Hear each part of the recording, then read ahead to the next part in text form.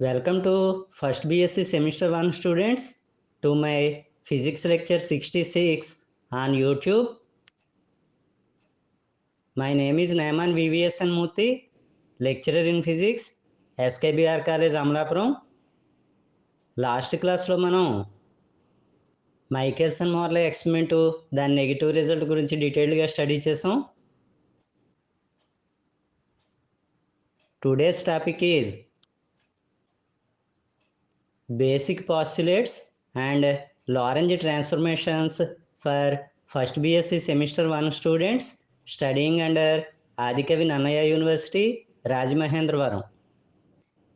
ఇది first BSc వాళ్ళకి class number 17.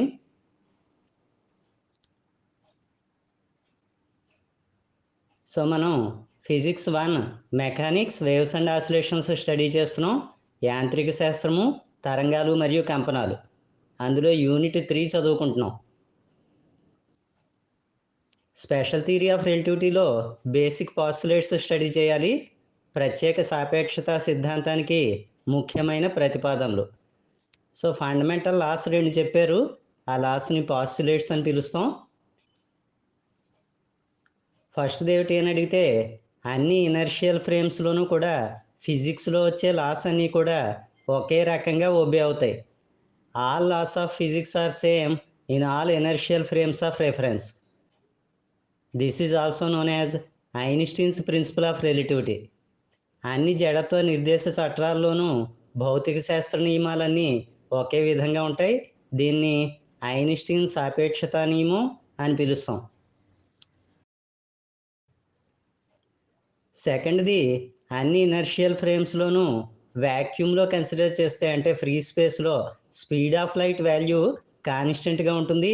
3 × 10⁸ metre per second ఉంటుంది.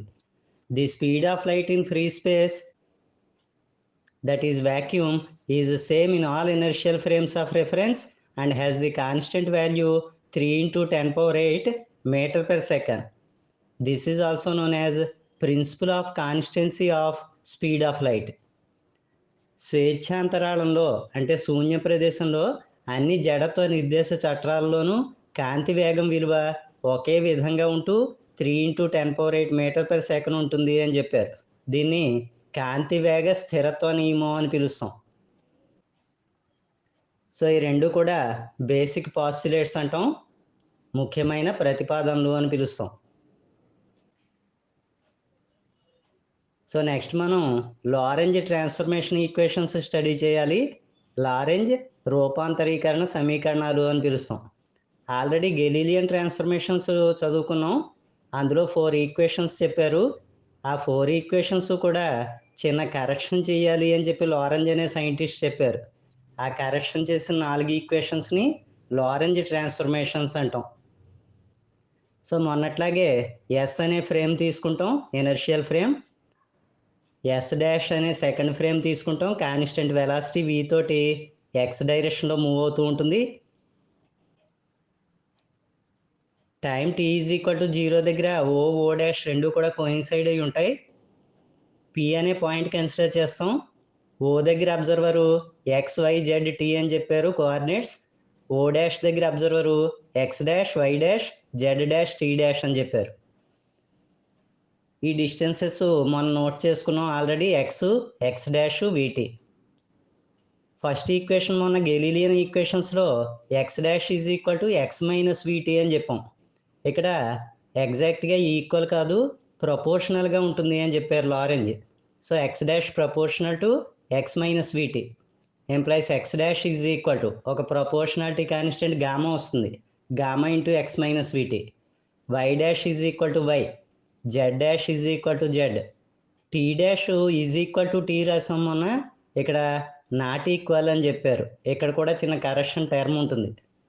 సో ఫైనల్గా మనం first equation, fourth equation modify చేసి రాయాలి, గామా వాల్యూ ఫైండ్ అవుట్ చేయాలి. సో ఒక డెరివేషన్ పార్ట్ అవుట్ చేసి గామా కడతాం. సో ఫస్ట్ ఈక్వేషన్కి ఇన్వర్స్ ఈక్వేషన్ రాస్తున్నాం. ఇందాక x dash is equal to అని రాస్తాం, ఇప్పుడు ఎక్స్ ఈజ్ ఈక్వల్ టు అని రాస్తాం. మధ్యలో ఇందాక మైనస్ ఉంది, ప్లస్ వస్తుంది ఇక్కడ. So x is equal to gamma times x dash plus v t dash వ్యుత్క్రమ సమీకరణం అంటాం దీన్ని. ఇందులో ఇందాక రాసిన ఎక్స్ డాష్ సబ్స్టిట్యూట్ చేస్తున్నాం, gamma into x minus v t. అది సబ్స్టిట్యూట్ చేసి బ్రాకెట్ ఎక్స్పాండ్ చేసాం, gamma square into x minus v t plus gamma v t dash. దీని నుంచి గామా విటీ డాష్ రాస్తున్నాం, gamma square into x minus v t లెఫ్ట్కి వచ్చి నెగిటివ్ టర్మ్ అవుతుంది.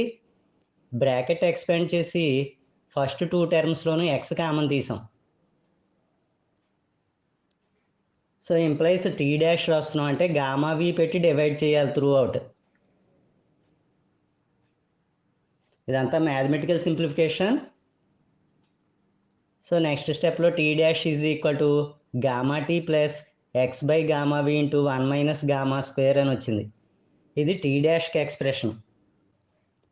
ఇది డెరివేషన్లో నెక్స్ట్ స్టెప్స్లో యూజ్ చేసుకుంటాం. సో ఇప్పుడు ఒక ఫ్లాష్ ఆఫ్ లైట్ ఆరిజిన్ దగ్గర బయలుదేరింది అని తీసుకుంటాం.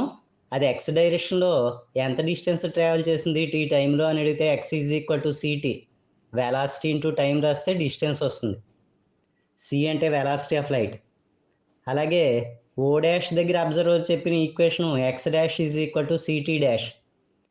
ఇందులో ఎక్స్ డాష్ అంటే ఫస్ట్ రాసిన ఈక్వేషన్ సబ్స్టిట్యూట్ చేస్తున్నాం, టీ డాష్ అంటే ఇందాక వచ్చిన ఈక్వేషన్ సబ్స్టిట్యూట్ చేస్తున్నాం. So 2 substitutions. నెక్స్ట్ స్టెప్లో బ్రాకెట్ ఎక్స్పాండ్ చేసి రాసుకున్నాం, మల్టిప్లికేషన్ చేసాం. సో నెక్స్ట్ ఎక్స్ ఉన్న టర్మ్స్ 3 ఒక సైడ్కి తెచ్చేసాం, లెఫ్ట్ సైడ్కి. Left side gamma x common తీస్తున్నాం, right side gamma c t common తీస్తున్నాం. ఇదంతా మ్యాథమెటికల్ సింప్లిఫికేషన్, జాగ్రత్తగా ఫాలో అవ్వండి.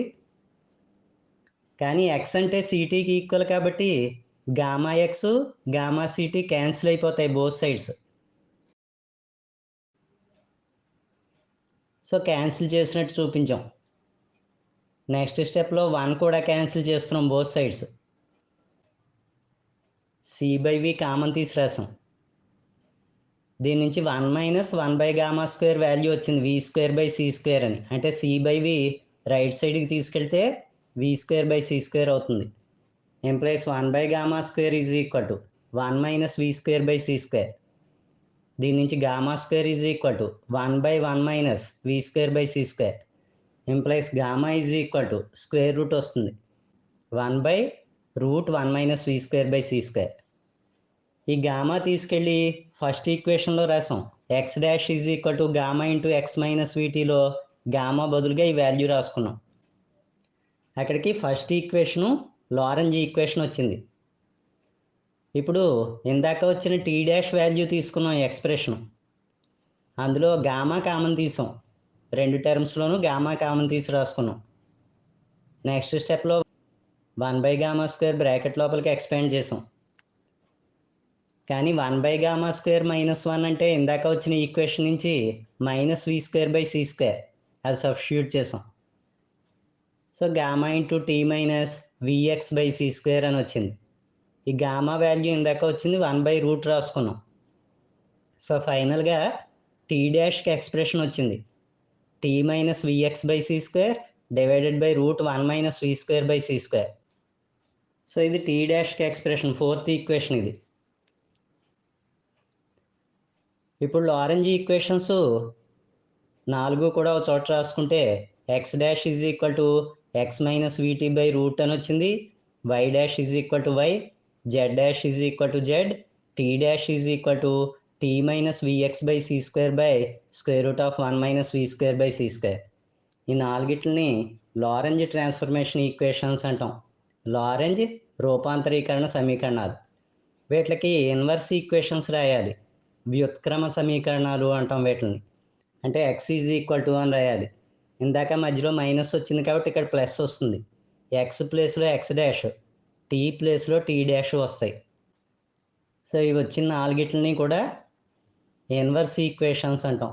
లాస్ట్ ఈక్వేషన్లో కూడా మధ్యలో మైనస్ ఉంది ఇందాక, ఇప్పుడు ప్లస్ వస్తుంది.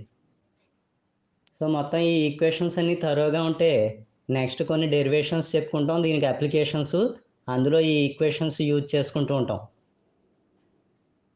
So you will meet again in the next class with another interesting topic. Thank you all.